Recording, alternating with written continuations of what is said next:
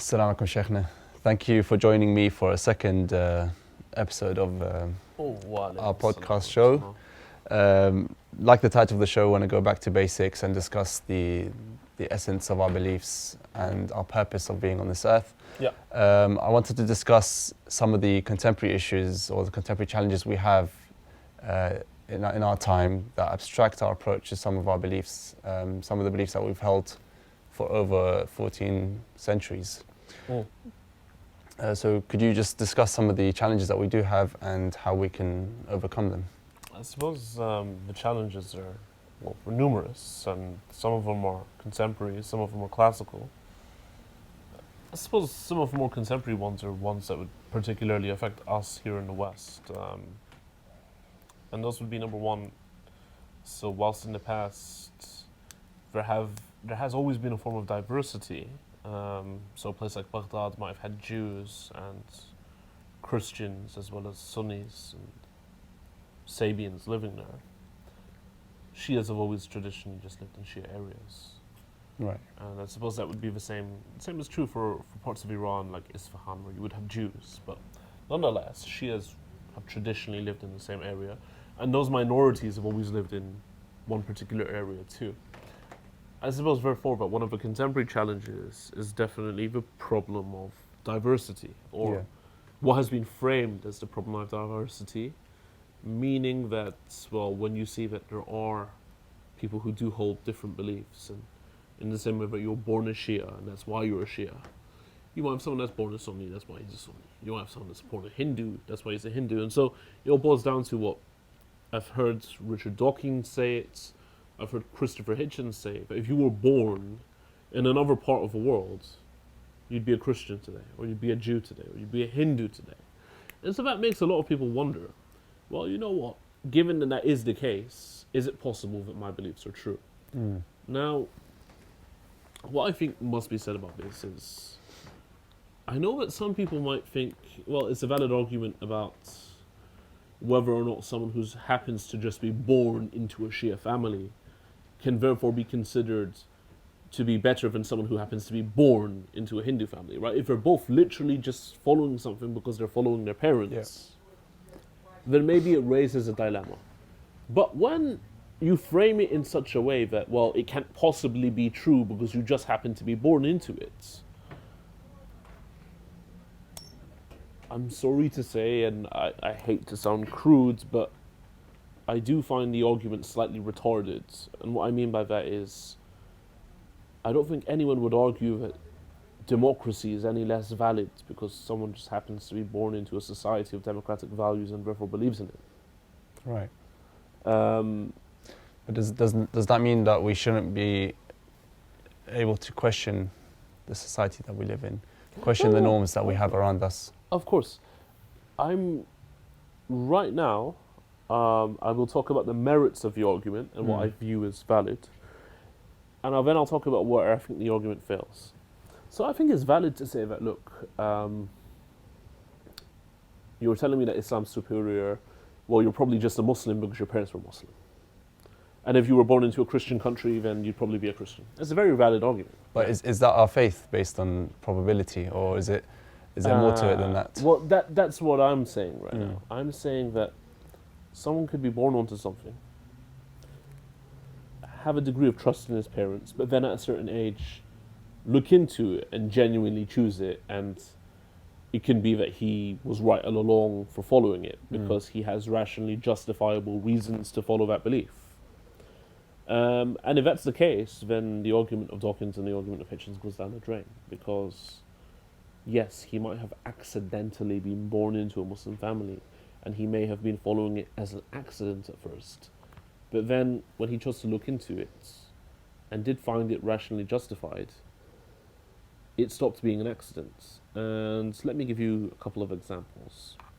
There are certain cases of Muslims I know, and Shias I know specifically, who, from certain countries, I know particularly from that generation which left Iran prior to 1978 and around that time, there's a lot of people who, they're culturally Shia, but if you were to do anything slightly religious, like wear a hijab or grow your beard slightly, it would be quite disgraceful to that family Yeah. if you were to stop listening to music. Now, in such cases, the argument of Hitchens and Dawkins would again break down because, well, that's a person who's born into a Shia family, but the choice for him to become more religious and the choice for him to actually be what we would call multazam, someone who's practicing his religion, would be more difficult because they are from a Shia background. Whereas in some cases, that if you're from a Christian family and you became Shia, then your parents would fully accept it. All right. Do you understand the distinction? I do, but something I wanted to touch upon was go for it. when you mentioned they reach a certain age or a stage in their life where they kind of rationally study their religion and then accept it. But couldn't it be argued from sort of a developmental psychological way that the way you're brought up and the beliefs that you hold growing up, wouldn't that condition you to think that later on, when you are convinced about your belief, you think that this is the rational way to think, only because you're brought up in that certain way with those beliefs? That's that whole nature versus nurture argument, and I personally don't believe it's valid to the scope that they claim it is. Now, am I denying at all that people's upbringing has any role in their perception of choice? No. But what I am denying is this black and white construct which is imposed onto the world, that just because your upbringing is X, you will therefore choose Y. And if I'm to give you a couple of examples, there are some people who would argue that the way that a person is raised will intrinsically shape the way that he behaves in the future. And he wouldn't be able to choose any other way of life. The case where I've seen this most frequently argued are for those men who happen to beat their wives. And they'll say, well, he was beaten by his father as a child, and therefore he was going to beat his wife because that's just what he knew. Well, the problem for such a thesis is there's two types of men. And I know someone that works as a therapist, actually. They work in the field of cognitive behavioral therapy. And they were telling me quite specifically that they've known two types of customers, one who has beat his wife and one who could never beat his wife. And do you know why one beat his wife and one could never beat his wife? For the same reason. One will be like, well, I only do it because my father used to hit me as a kid and so I'm so normalized to it. Yeah. And the second will be like, I could never hit my wife, I could never hit my kids. Why is that? Because my father used to hit me and I know what it's like to grow up. Yeah. So why is it that according to this nurture argument, one person acts in one radically different way from the second, both based upon the same trigger? And that trigger would be dad beating you up. Yeah. So it's very clear that nurture doesn't necessarily impact upon nature. It has a slight impact, but this argument that I remember when there was one point where I was terminally ill with a pretty serious illness, and so I had to address some fears I had about that. And of course that was I had cancer in the lymph node area. Now, that's all gone now. At the time I was having to address certain phobias I had of doing chemo. And I remember when I was speaking to a therapist about that, he would say to me, well, tell me a bit about yourself. So I told him that, well, when I was 16 I became Muslim. He was like, well, tell me what were the factors that caused you to become a Muslim. So I said, well, you know. So cause and effect. Yeah. I looked into it and I found it quite rationally plausible. And he was like, no, you know, there's this psychologist and that psychologist and they argue that there's no such thing as choice. And so when I read their work, their basic thesis was this, that people don't make choices, but rather everything is like a domino which has been triggered by a previous domino. And so there's no such thing as genuine thoughts or ideas. Now, what I found problematic here was, well, what are you writing this book for then? Right. Was your entire thesis merely the result of a previous domino hitting down upon you? Yeah. And also arguing to you genetically that, well, these are all just psychological ramblings. And I have seen this quite frequently played out in different circles. So I remember reading a pretty humorous paper that was published in an academic journal about legal rehabilitation. And what they were arguing was that criminals have never really made a choice. They're not psycho people because a lot of the time it's just the way that they're programmed to act by their nurturing. And so what it said was that judges, please, because criminals have never really chosen what crime they're going to do, could you please show a bit more leniency on them? Now what really cracked me up was that, well, if a judge has the choice to show leniency, then surely the criminal also had the choice to commit the crime. And if a criminal doesn't have the choice in committing the crime, then surely you writing an academic journal article to some judges in order to convince them not to show harshness is a flawed exercise because the judge would never have any choice in the first place. Fair enough. But how would we explain that from a religious point of view? How does Islam discuss the notion of free will and predetermination? As we're growing up, we know, well, we hear our parents saying, "Oh, everything's maktub, everything's written." There's no such thing as coincidence. Can we apply that to our aqidah, our beliefs, to say that I have no choice, or? Well, there's no such thing as coincidence in the sense that we say in Arabic. It's not fawdawi. It's not just like chaotic. It's not something that just happens to have occurred per random chaotic absence of decision making. No, of course, everything that is in the universe is carefully planned and laid out by Allah Azza wa Jalla according to our belief. But in regards to this question specifically, we would refer that back to a principle which is from Imam Sadiq. La jabr, no predetermination which is absolutely forced. Wala tafwif, and no absolute delegation. Allah hasn't just left you free to choose what you want to do. وَلَكِنَ الْأَمْرُ بَيْنَ الْأَمْرَيْنِ, however, a matter which is between the two affairs. So it's not that I'm entirely free, it's not that I'm entirely predetermined to do what I do, but rather Allah Azza wa Jalla has given me a degree of free will. And there's other things that I don't have free will over. So for example, a thing that I don't have free will over is I don't have a free will about which society I'm born into. I don't have a free will as to which gender I'm born with. I don't have a free will into which timeline I'm born into. You know, I might have wished that I could be born in the Victorian era, and yet I'm born in the 1980s.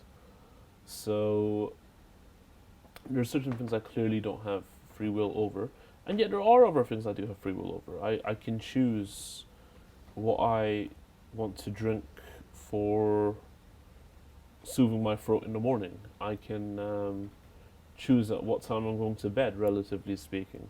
I can choose to stay up beyond my natural means, and I can choose to a large degree which route I want to go home and what have you. There's many things I can choose. But at the same time, believing in the supremacy of Allah subhanahu wa ta'ala, we know that Allah knows the choices we'll be making. Okay. Yes. How do we argue that notion in terms of, well, if He's aware or if he knows what choices we'll make, doesn't that kind of limit our choices? I've never found this argument convincing, and I'll tell you why. So we've got a brother that's a cameraman over there. Just the viewer doesn't see him, so I'm going to explain the analogy to.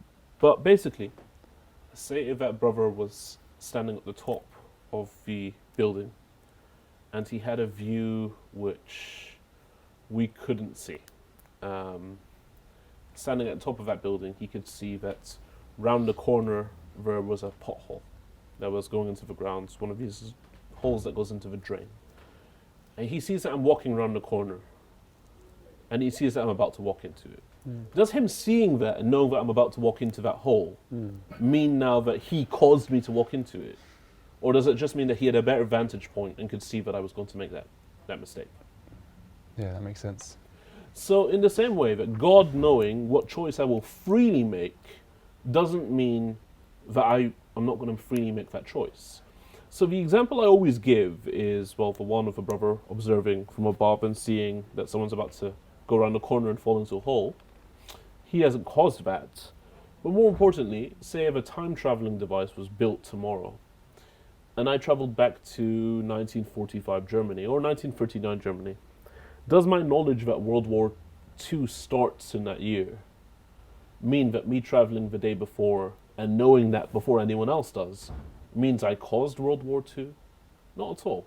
It just means that I have been given a positioned privilege of knowledge and a better vantage point and scope of sight than other people. Right. And then that stems back to the whole issue of, if God knows these things will occur, why does he not prevent them from occurring? Why does he why does he allow these disasters to occur in the world? Is this a test for us human beings, or is it a way to show for God to show his I've always superiority? found it ironic that the same people that complain about why religion imposes onto them certain responsibilities and doesn't allow them certain rights that they might have in other countries that don't observe religion, are the same people to comment about why God doesn't stop certain things from happening. Well, God's not a divine dictator, you know. It's not like he can stop a murderer from just murdering somebody, because if he did, that would also deny what we call human agency. And what I mean by that is, well, at the end of the day, we do have free will. It's that free will that allows me to get closer to God, and it's that free will that allows me to get further away from God. If God were to prevent people from getting further away from him by doing certain nasty crimes, then there wouldn't be any free agency. It would rather be a very selected test, and at the end of the day, this wouldn't really be one where we could be rewarded or punished depending upon what we choose. Right.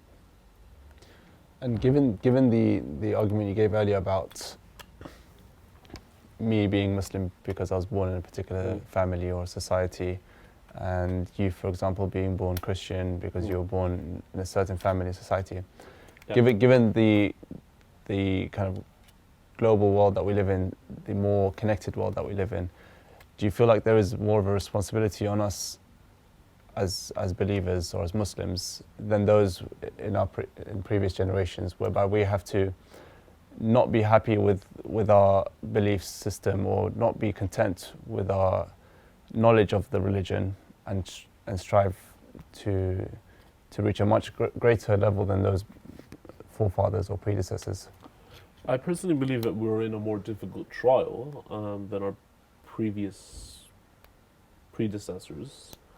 That, of course, would correlate to the narration of Imam Sadiq, where he talks about how at the end of times holding on to religion will be more difficult than grabbing onto hot coals. So I definitely think the way we should look at it is, number one, we have more privileges, definitely. And number two, we have more responsibilities.